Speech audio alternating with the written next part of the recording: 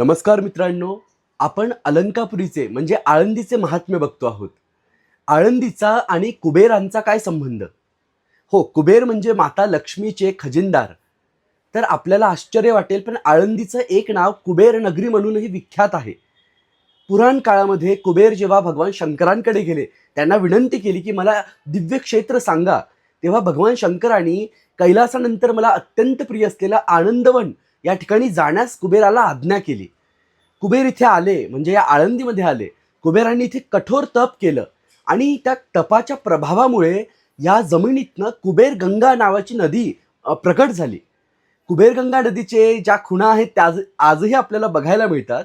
आणि आश्चर्याची आणि दिव्य गोष्ट अशी की कुबेरांनी इथे अष्टधातूंचे विविध असे दैदिप्यमान असे शिवलिंग स्थापन केलेले आहेत. आज त्यातील काही शिवलिंग दृश्य रूपात जरी दिसले नाही तरी अलंकापुरी महात्म्यानुसार प्रत्येक शिवलिंग काहीतरी विशेष सिद्धी देण्यासाठी प्रसिद्ध होतं.